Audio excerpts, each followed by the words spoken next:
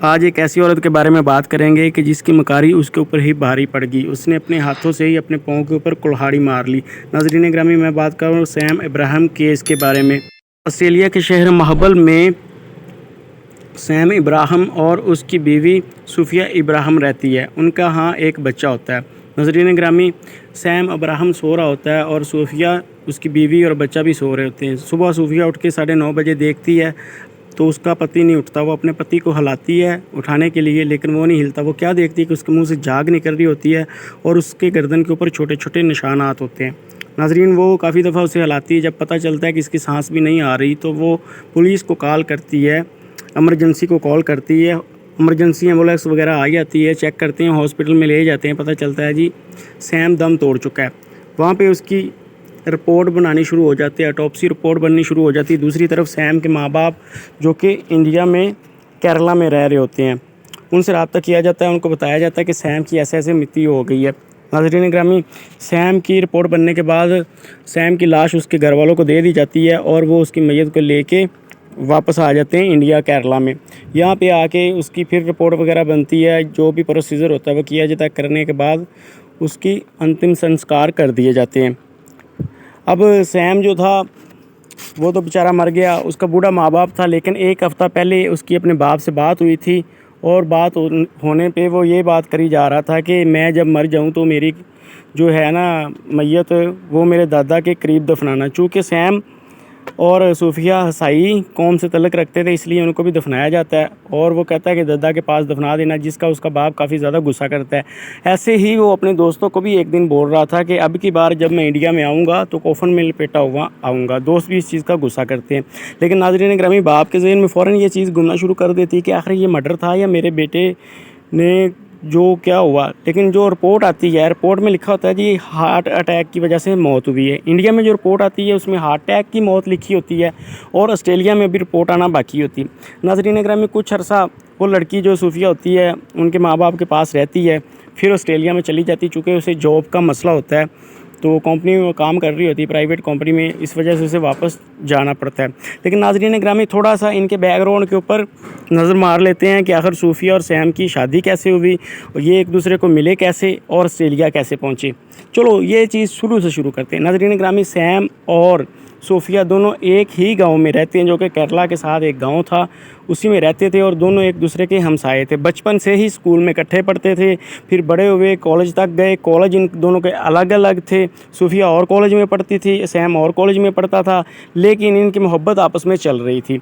यूँ नाज़रीन ग्रामी, इन्होंने बड़ी बड़ी पोस्ट पे तलीम हासिल करी। तलीम हासिल करने के बाद नाज़रीन ग्रामी, सैम जो था उसकी दुबई में जॉब लग गई और जो सूफिया थी वो इंडिया में ही एक कंपनी में जॉब करना शुरू कर देती है। नाज़रीन ग्रामी, जो इंडिया में जॉब कर रही थी सूफिया, वो भी इंटरनेशनल कंपनी थी। अब क्या होता है, वो अपने घर वालों को कहते हैं कि हमारी शादी करवा दी जाए, लेकिन सैम के घर वाले नहीं मानते। सूफिया जो होती है वो सैम के बाप को मिलती है और जाके उसका मिन्नत वगैरह करती है कि देखिए अंकल, अगर आपने हमारी शादी ना की तो मैं खुदकुशी कर लूँगी, मर जाऊँगी सैम के बगैर। जो भी होता है, जैसे भी होता है, उसके माँ बाप को राज़ी कर लेते हैं। यूँ माँ बाप दोनों का राज़ी हो भी जाता है कि चलो बच्चे बड़े हैं, मैच्योर हैं, अपने फ़ैसले खुद कर सकते हैं, इतनी बड़ी कंपनियों में जॉब भी कर रहे हैं, इतने पढ़े लिखे हैं, तो हम इनकी शादी करवा देते हैं, हमें नहीं चाहिए कि इनकी मर्ज़ी के ख़िलाफ़ करें। यूँ उनकी शादी हो जाती है। अब सैम जो था वो दुबई से बहरीन शिफ्ट हो जाता है, कंपनी उसे बहरीन शिफ्ट कर देती है। लेकिन दूसरी तरफ जो सोफिया थी, सोफिया की कंपनी उसे ऑस्ट्रेलिया शिफ्ट कर देती है। यहाँ पे मैं आप लोगों को बताता चलूँ कि सोफिया की बड़ी बहन पहले ही ऑस्ट्रेलिया में थी, सेटल हो चुकी थी। अब नाज़रीन ग्रामी, सोफिया जो थी वो अपने खामद को कहती कि यार तुम भी यहाँ पे बहरीन से ऑस्ट्रेलिया आ जाओ, वहाँ पे हम इकट्ठे रहते हैं। लेकिन सैम का मन नहीं होता ऑस्ट्रेलिया जाने का। वजह ये होती है कि यहाँ पे सैम महीने 2 महीने बाद अपने घर गांव चक्कर लगा लिया करता था, माँ बाप से मिल लिया करता था। लेकिन ऑस्ट्रेलिया बड़ा दूर था, अगर वहाँ पे चला जाता तो फिर साल बाद ही आ सकता था। लेकिन बीवी मजबूर करती है, वो ऑस्ट्रेलिया चला जाता है। वहाँ पे जाके उनके यहाँ एक बेटा पैदा होता है। बेटे की उम्र 4 साल हो जाती है। 4 साल बाद अब ये घटना हो जाती है जो पहले मैं आप लोगों को बता चुका हूँ।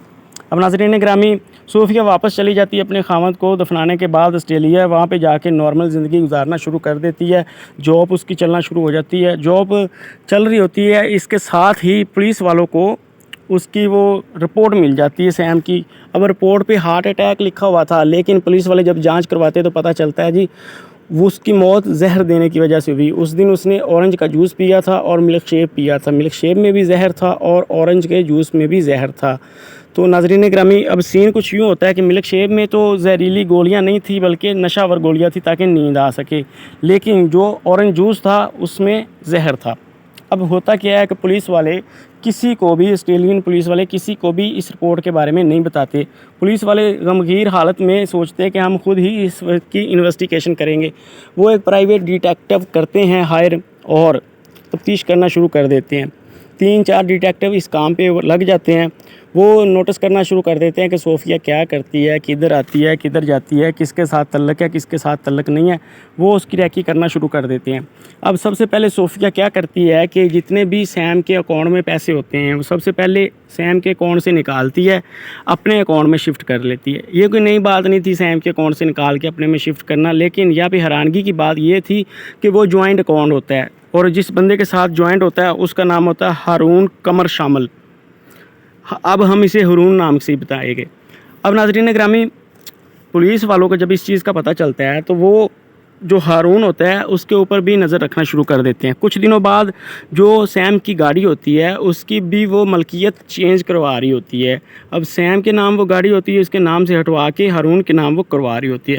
पुलिस वालों को इस चीज़ के ऊपर उनके ऊपर काफ़ी ज़्यादा शक हो जाता है डिटेक्टिव को कि हो ना हो इन दोनों का आपस में कुछ इस तरह का तल्लक है जिसकी वजह से ये सब कुछ हो रहा है। पुलिस वाले उनका मैसेंजर चैट, व्हाट्सएप चैट और इस तरह के काफ़ी एविडेंस निकाल लेती है ताकि उनको पता भी ना चले और सबूत भी इकट्ठे हो सके। जब वो उनकी चैट पढ़ती है गवर्नमेंट के साथ मिलके, मतलब सारे सबूत इकट्ठे करते हैं, पढ़ते हैं, सब कुछ पता चलता है तो पता चल जाता है जी ये दोनों एक दूसरे के लवर हैं और इन दोनों ने ही उसको कत्ल किया है। ये चीज़ उस चैट में भी निकल आती है कि वो कैसे प्लानिंग कर रहे होते हैं कत्ल की। अब जो प्राइवेट डिटेक्टिव होता है वो क्या करता है, वो सबसे पहले हारून से दोस्ती करता है। आहिस्ता आहिस्ता उसकी दोस्ती हो जाती है। दोस्ती होने के बाद वो अक्सर एक बार में जाते हैं, वहाँ पे शराब वगैरह पीते हैं और एक दूसरे के साथ फ्री होते रहते हैं।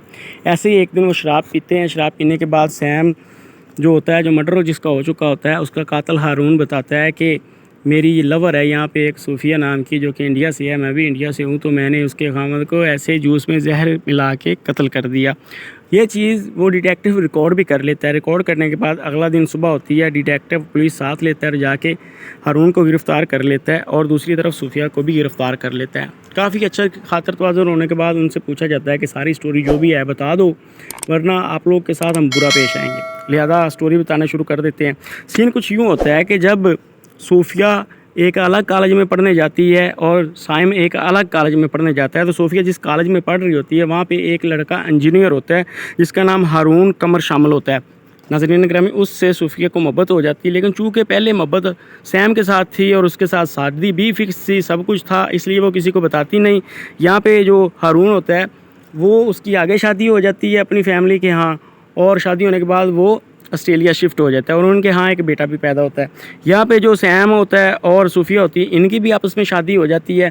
शादी होने के बाद अब जो सूफिया कहती है मैंने ऑस्ट्रेलिया शिफ्ट होना है कंपनी की वजह से, तो उसके पीछे भी यही राज होता है कि वहाँ पे उसका आशिक होता है। नाज़रीन ग्रामी, अब ऐसे बहाना लगा के खुद भी ऑस्ट्रेलिया शिफ्ट हो जाती है। आशिक उसका पहले ही ऑस्ट्रेलिया होता है और 1.5 साल बाद अपने खामद को भी ऑस्ट्रेलिया में मंगवा लेती है। लेकिन ये छुप छुपा के कब तक वो मिलते, इतना पुराना आशिक था, इतनी पुरानी आशिकी चल रही थी।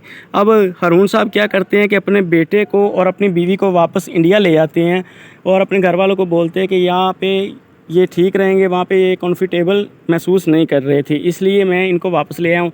अपनी बीवी और बच्चे को वो इंडिया में छोड़ता है और ख़ुद फिर ऑस्ट्रेलिया चला जाता है जॉब के बहाने। वहाँ पे उसका अपना घर भी होता है।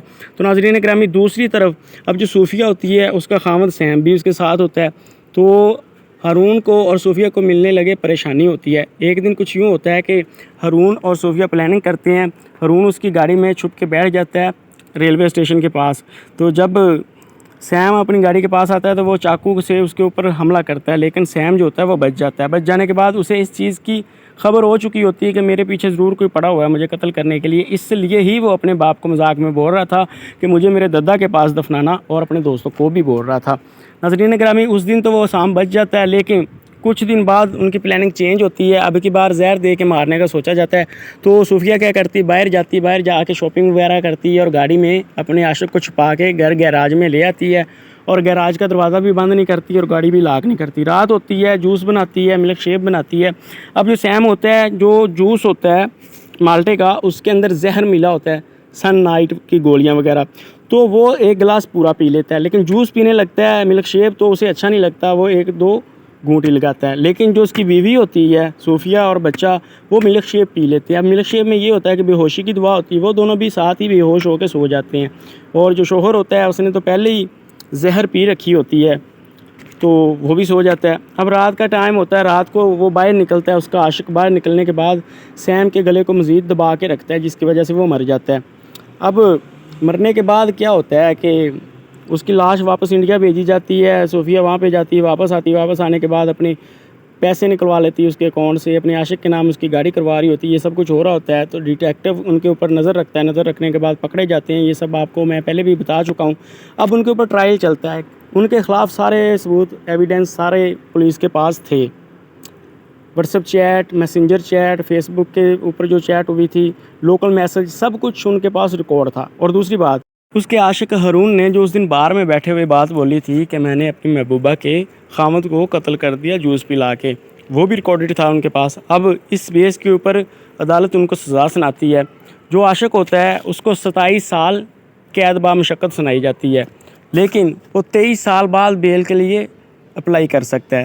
दूसरी तरफ सूफिया जो होती है उसको 22 साल सज़ा सुनाई जाती है, लेकिन वो 20 साल बाद अप्लाई कर सकती है। आगे जाके ये पटिशन दायर होती है और उनके लिए माफ़ी की अपील रखी जाती है, जिसमें जो उसका आशिक हारून होता है उसकी 27 साल से कम करके 24 साल सज़ा कर दी जाती है, लेकिन वो 23 साल बाद बेल के लिए अप्लाई कर सकता था। और जो सूफिया होती है उसकी सज़ा बरकरार ही रखी जाती है। अब सूफिया अदालत में एक पटिशन दायर करती है कि मेरा 6 साल का बच्चा है, उसके सर के ऊपर उसका बाप भी नहीं है, तो लिहाजा मेरे ऊपर रहम किया जाए कि मैं अपने बच्चे को संभाल सकूं। आगे से अदालत उसको जवाब देती है कि भाई जब बच्चे को पता चलेगा कि उसकी माँ ने उसके बाप को कत्ल कर दिया तो उसके सर के ऊपर क्या गुजरेगी। हम बच्चे की ही सेफ्टी के लिए तुम्हें सज़ा दे रहे हैं और बच्चा ही विटनेस है, सबसे बड़ा बच्चे को ही दुख सबसे ज़्यादा होना है।